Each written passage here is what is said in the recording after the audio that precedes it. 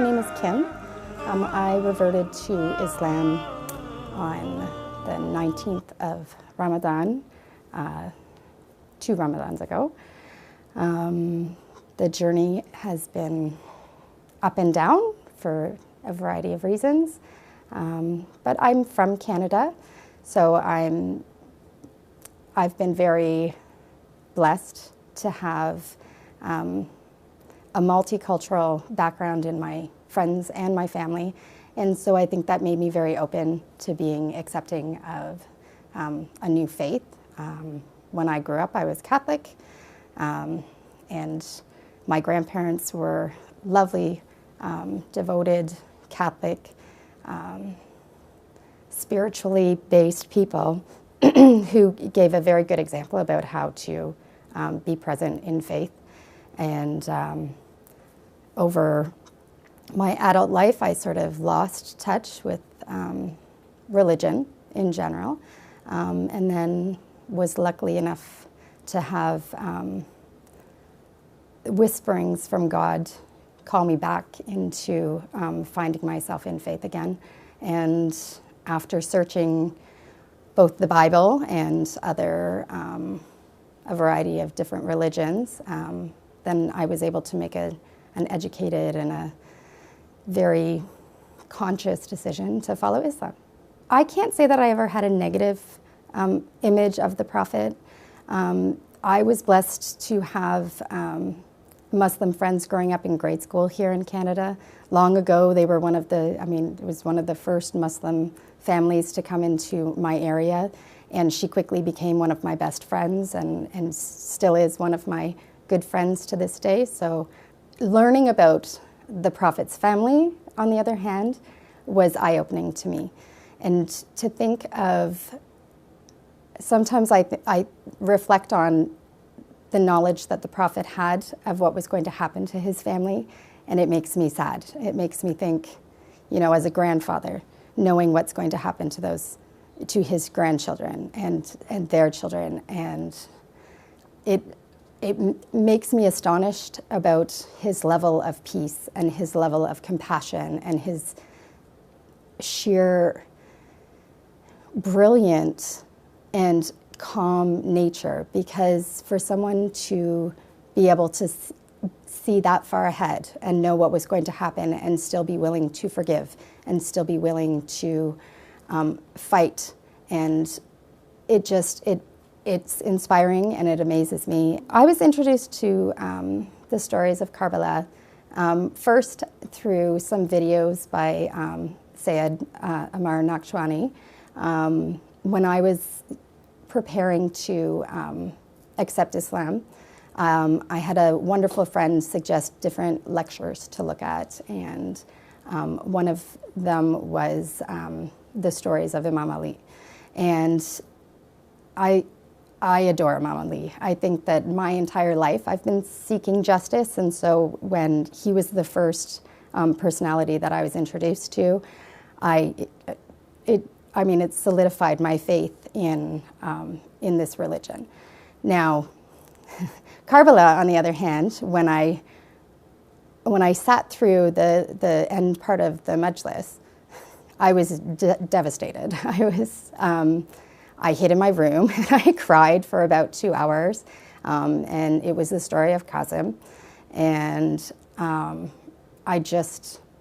it was too visual for me. It was overwhelming to me to think that there would be any human beings who would be so willing to treat a child in that manner. It just absolutely broke my heart. And maybe as a mother, maybe as a teacher, I don't know.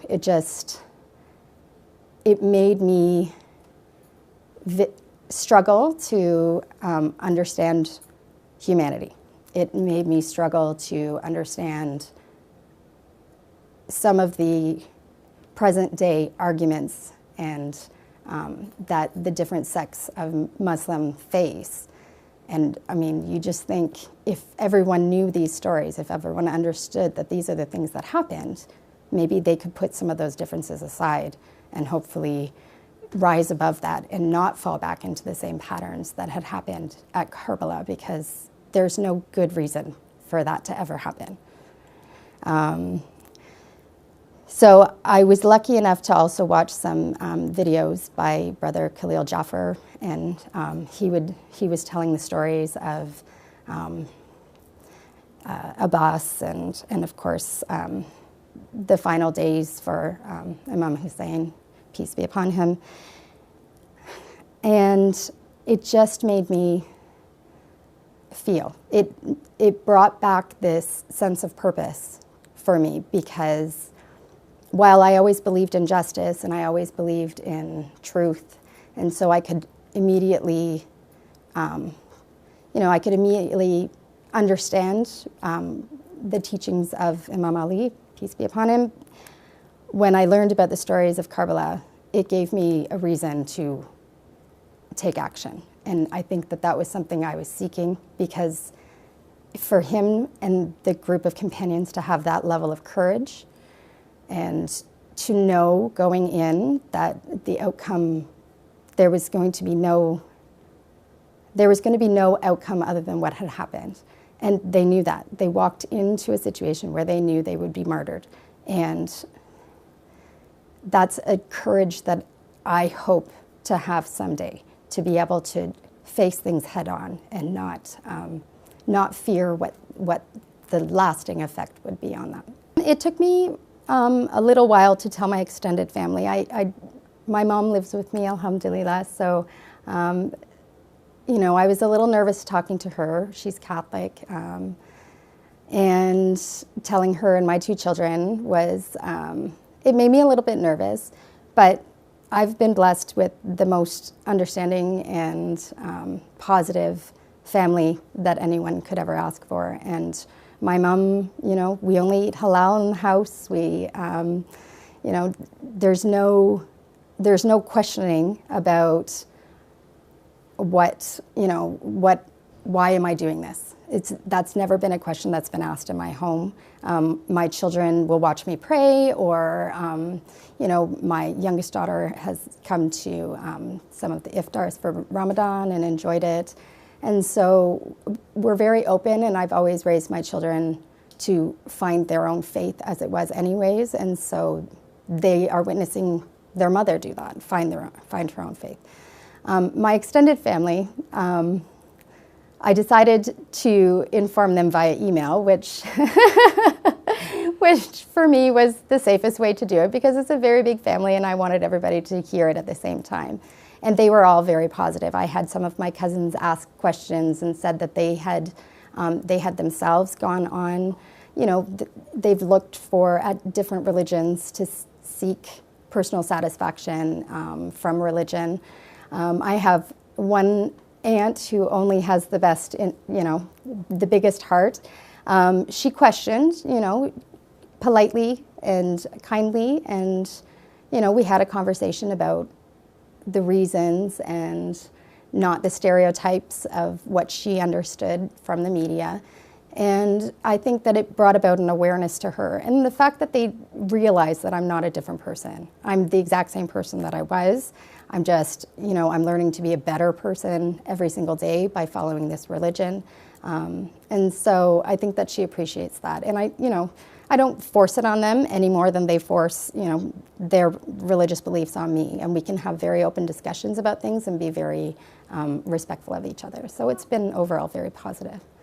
It is different, and it takes a lot, but I think for me, it's the emotional difference. It's when I hear, it doesn't matter if I can fully understand if it's something in Urdu, even though I'm not understanding the words, you can feel the grief, you can feel the loss, and you are part of this community that is suffering the worst kind of loss, knowing that we have got to, as a community, step up. We have to follow the example of Imam Hussain and his companions. We have to take action and try to teach other people about what it means and the importance of his role on this earth.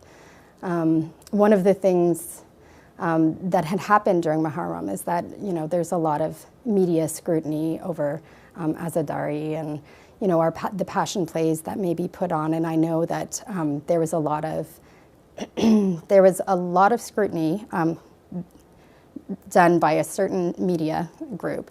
And a friend had posted it on Facebook.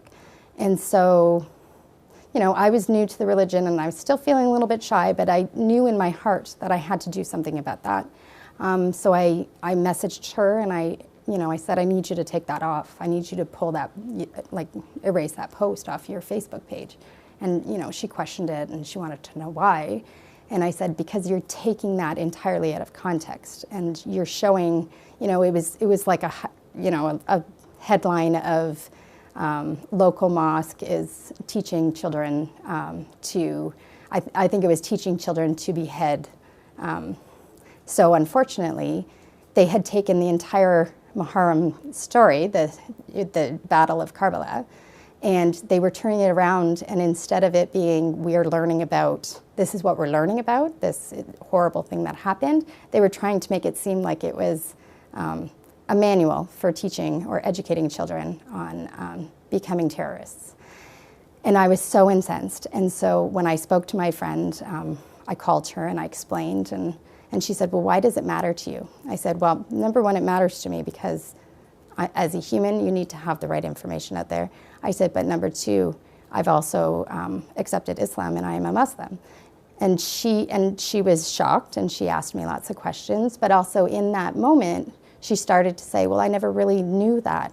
And I said, no, and I appreciate that. I didn't think that you were doing it intentionally to be disrespectful, but social media needs to find a way to, improve the quality of things that get posted on it, because it's just, things are taken out of context and there's no way to verify it unless people actually speak up about it. Because I don't necessarily understand the Nohas, what I do is I tend to replay my understanding of the stories of the personalities. And I try to bring about my grief that way. But sometimes I think about very personal things. I mean, losing my father, losing my grandparents, things that everybody can relate to, that is an important aspect of really reflecting on these personalities, because it's not just about thinking about Imam Hussain, it's about, okay, how does this play out in our own lives? Because all of those personalities are giving us lessons to learn and things to apply to our own lives, and we have to constantly be reflecting on that, so that we can do better for ourselves and we can do better for our community. So the story of Karbala, it reinforces the fact that you don't have to have a majority behind you to be successful. It reinforces that when you are on a path of truth and righteousness, that you can accomplish what you've set out to accomplish. Because Imam Hussain never went to Karbala thinking, oh, I'm going to defeat this army. He went out saying, I'm going to save Islam. And he did. And he did through his sister, and he did through the fourth Imam. And so his objective was just to stand up and show people the right way to be. And I mean, if you take that and you go with it in your own life, you know that there is something positive that's going to come out of that. And it's important for everybody. I mean, everybody should learn the stories of Karbala.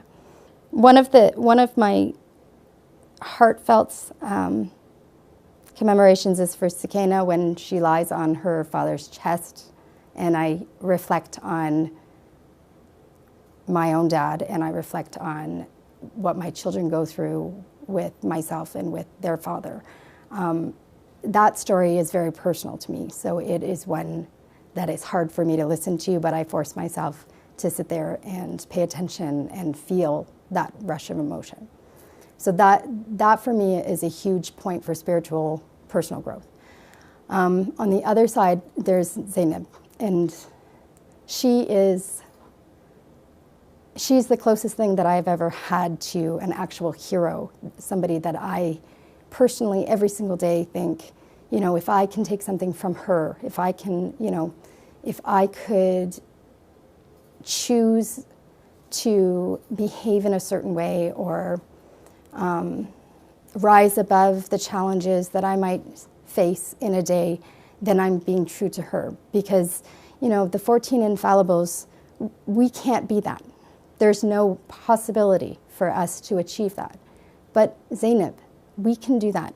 Every single one of us can do that. We can stand up. We can, you know, we can continue to spread the messages of the Al-Bayt, and we can continue to strive and speak out with this level of class and character that, you know, is amazing. And you just think, you know, if I could be that eloquent, if I could be, you know, that intelligent and that brave and that caring. I mean, she was caring for her family all while she's standing there being the beacon of hope for our religion.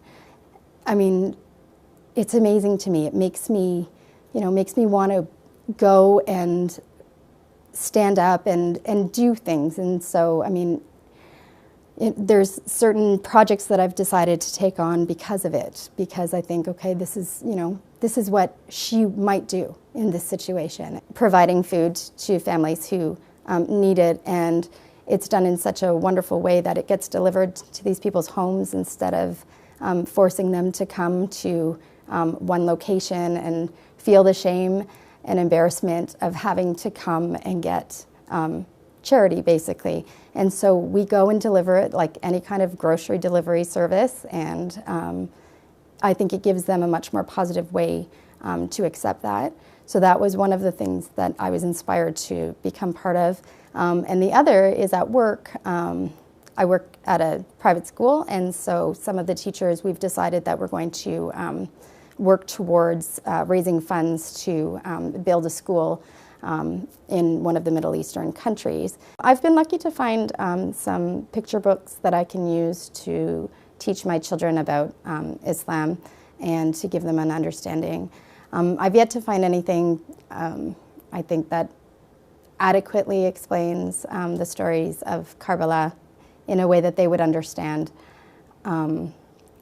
What I do is I sit with my children and I try to explain what's going on. And so they know that Muharram's coming up and that it's going to be a little bit quieter for me, that I'm more likely to be a little bit more emotional during that time. And so when they question the reasons for that, then I'll be prepared to talk to them, talk to, you know, my two girls about what it means, why we're commemorating Muharram for 10 days, and you know, the importance of the different personalities from there in a more simplistic way so that they can understand. And one of the reasons why we cry every year during Ashura is because globally the lessons haven't been learned. That we cry for the grief that we feel in our communities today of the oppression, and we cry for humanity who still haven't learned all of the lessons about Ashura and the strength of what Imam Hussain stood for.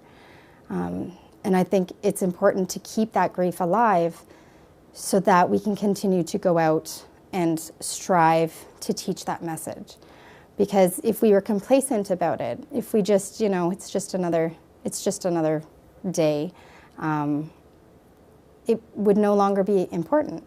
It would no longer carry the same weight. It wouldn't carry the same importance as, you know, there's this feeling when you're crying during Ashura, and it's like a wave, and it's almost as if there's a point, at least for me, where it almost feels like Allah is reaching down and patting you or comforting you because He can, you know, because the grief is so intense. And so by commemorating Ashura every year and grieving it, we do get closer to Allah. We also keep the spirit of our Imams alive. And refresh and renew the importance of following the teachings of Al-Bayt. I've made the decision to go into this different culture, to integrate myself into this different group of people. It's my responsibility to make sure that I'm educating myself and understanding what's going on. And it's the same way that as we in Canada have a vastly wonderful immigrant population, that they had to do the same thing. They had to learn it. And so I think maybe having the right attitude about it and being open to learning helps, because the sisters, they help when they can, and I would never want them to feel like they should have done more for me, because honestly, they do so much. They do probably too much than they should.